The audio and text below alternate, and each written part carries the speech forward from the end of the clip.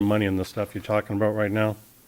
A couple years ago, the salvage yard was brought to Derry District Court over a situation, and he had Ed had some people in there palletizing parts after hours. And that's actually what lost the case for Ed, because the judge says you have restrictions due to where you are, due to the fact you have an agreement. And the judge in Derry District Court said, if you're doing paperwork, it's one thing. If you're out there palletizing parts, you're working outside the hours. That was just, you can check that at the Derry District Court. Okay? Because I was there that day.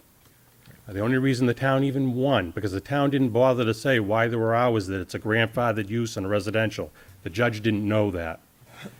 As far as the process, I can save you time on the process too. Well, I appreciate that. I was bringing it up anyway as part of my thing Okay, tonight. would you bring up what your issue is first? This is part of the issue. Thank you. This We'd is like to hear part what of your it, issue is first. Okay? Part of the issue was your May 5th meeting that was moved up. You asked to have it moved, Brian asked to have it moved up. You knew we were coming. And I told you I was going to go to the state, and you know I did because I sent you the papers. And I talked to David Scanlon at the Office of the Secretary of State's, and I also spoke to Attorney Hiltz at the DOJ, and it's quite clear what you needed to do. And it's what I said on May 5th.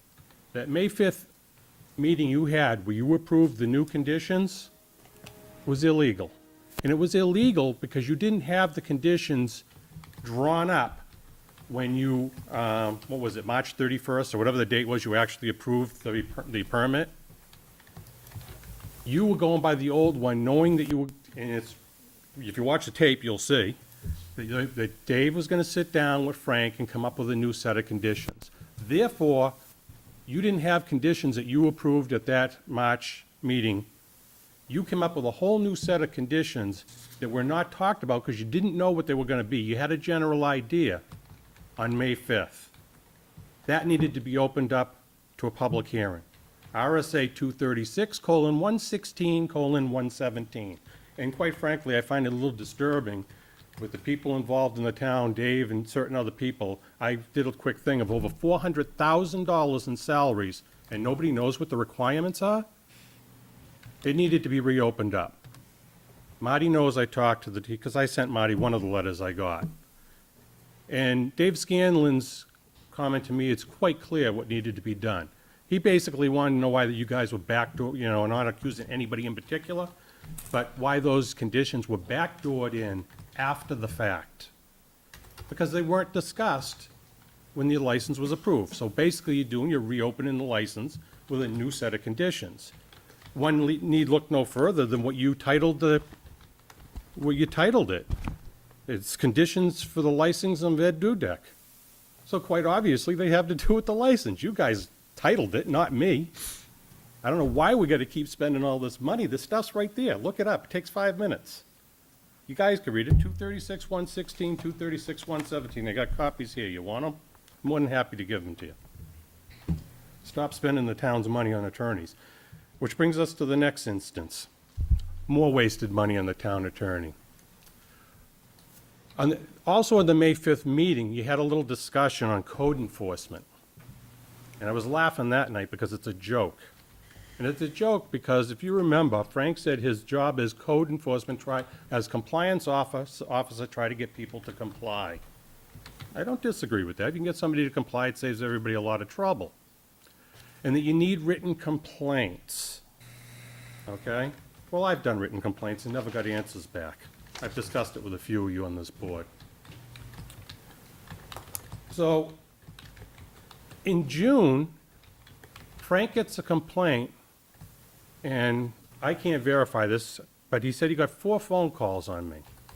And he got 4 phone calls on me, and I pressed him. I says, that's fine. If they're complaints, I want to know who made the complaints. And he didn't want to tell me. I says, fine. I'll write a 92A letter, right to know, because I got the right to know. And the 4 complaints, all telephone calls, mind you, no formal compliance off the web. He said the one that, he told me one, he said, and it was Ed Dudek. I said, who are the other three? Well, they didn't really complain. So I don't know if there really was four or if that was a line. Personally, I think it was a line. And the complaint was that I got a secondary housing unit in my yard. I found that interesting. I don't know, see, obviously it was retribution, but quite frankly, I thought it was hilarious because it's so stupid. So I got a letter from Frank Holsworth. Richard, before you go on, let me ask you this. Have you addressed these issues with David? As I told you the day I got the second letter, I spoke to David about this second letter, and I said I wanted answers. Yeah, I was quite angry that day, and I told you I yelled at David. I'm not going to hide it. That was over 3 weeks ago. And you and I spoke last week, the end of last week, to make sure I was on the agenda. And what did I tell you then? I've heard from nobody in this town, because there isn't anything. That's where I want to finish. Not finish, that's where I'm going. So I get a letter from the compliance officer that Marty has a copy of, because I faxed all this information to him, and it says nothing. All right? It says nothing. 9 days later, I get one from Upton Hatfield. Let me Sir. finish. Let me, Yes. can you have a letter that says nothing? It says, it doesn't say you're in non-compliance. What does it say? You want me to read Must it? say- I'll read it. It's It must short. say something. No, I'll read it. It's Is short. it the typical form letter that says you may be in No. violation No. and you may be subject to a Not. fine? But it has to be saying something. June 9th, 2008, It's on town hall. addressed to me from Frank. This office is in receipt of a complaint regarding the housing of a second unit upon your property, a motorhome. And I have visited the site, which confirms the unit is in fact there. We have discussed this in the past, which is not true. Well, it is and isn't. I was asked if I bought one, so I guess that's discussing. And the situation did not renew itself in the year 2007, and you'll find out why. Please be guided by Regulation 2.3.1.2 regarding uses and storage. Has nothing to do with motorhomes. That's the letter. Does anybody see where it says you're in violation? I don't, because I'm not.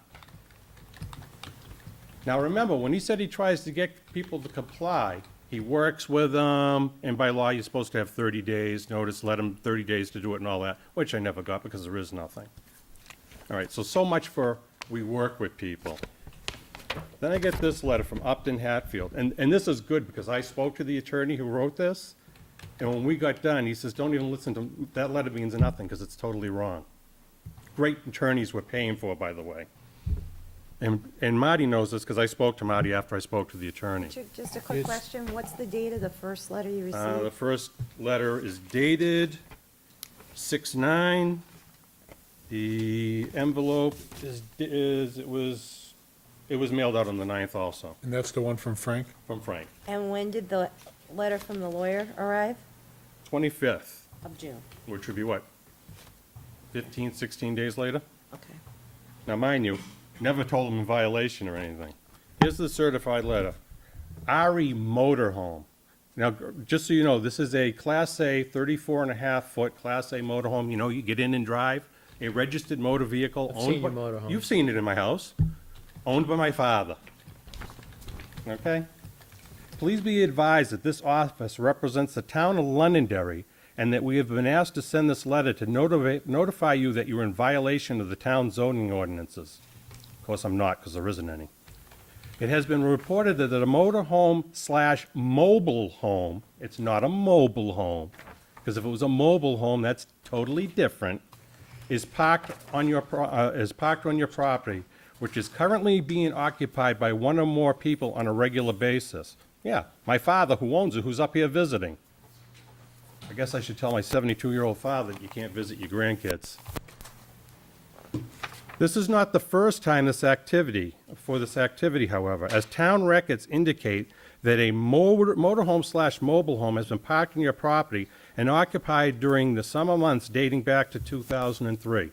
Incorrect, first year it was over here was 2004, because I flew to Arizona and drove it back, and that is very easy to verify. So once again, incorrect information. Your property is located in the agricultural zone AR1, and there is a single-family home located on the property. As the town compliance officer, Frank's Holders explained previously that the town of Londonderry zoning